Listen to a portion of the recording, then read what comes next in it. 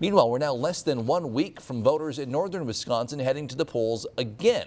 The 7th Congressional District special election is set for this coming Tuesday. Over the next 2 days, we'll give you a personal look at the two candidates in our Behind the Ballot series. Newswatch 12's Dan Hagan joins us now live in studio for part 1, featuring State Senator Tom Tiffany.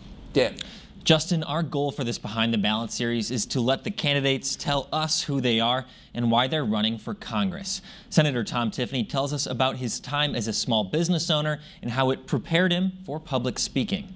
This little two-bedroom home is the original home that we lived in when we moved out here in 1991. Tom Tiffany fondly recalls his time owning and operating wilderness cruises in northern Wisconsin. It was just a lot of fun doing that. He hosted all different kinds of groups on his boat, the Wilderness Queen, over the years, from weddings to funerals. We actually buried someone at sea. We had a local fella, neighbor, who put it in his will. He wanted to be cremated and buried at sea, and I asked if we would bury him out on the Willow Flowage, and we honored his will's request.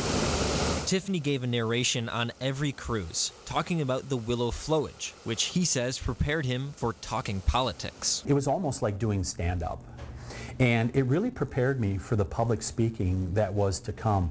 Certainly different issues, talking about eagles and osprey and stuff like that versus talking about political issues, but it really made me comfortable standing up in front of people and speaking to them. But off the boat, Senator Tiffany said he disagreed with many of the taxes and regulations imposed on him, saying that's why he ran for office. So I really worked on that part of it too, to get rid of those unnecessary regulations that are in state government to help drain the swamp in Madison.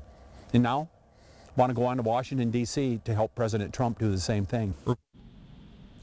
We will show you the Tricia Zunker story tomorrow. And just as a reminder, you can still request your absentee ballot by going to myvote.wi.gov.